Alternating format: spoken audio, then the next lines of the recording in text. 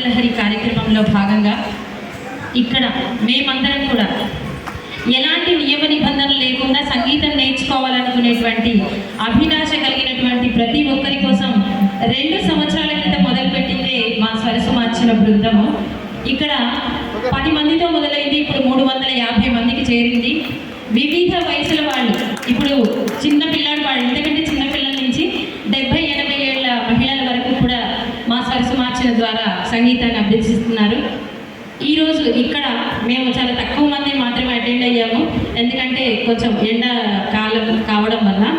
ఏదేమైనా ఈరోజు ఆన్లైన్లో సంగీత పాఠాలు నేర్చుకున్నటువంటి నాతో పాటు ఉన్నటువంటి నా బృందంతో ఈరోజు ఇక్కడ సరస్సు మార్చిన సమూహం సభక్తితో ఈ సంకీర్తన కార్యక్రమాన్ని సమర్పిస్తున్నాం. ఈ కార్యక్రమానికి విచ్చేసినటువంటి ప్రతి ఒక్కరికి కూడా స్వాగతం సుస్వాగతం తెలియజేస్తూ మరి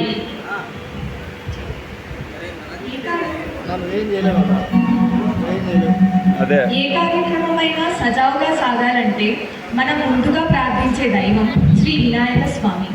ఆ గజాననుని కీర్తిస్తూ ప్రార్థిస్తూ శ్రీ గణపతి సచ్చిదానంద స్వామి వారు రచించిన ఒక కీర్తనను మేము మీ ముందుగా వినిపించబోతున్నాము.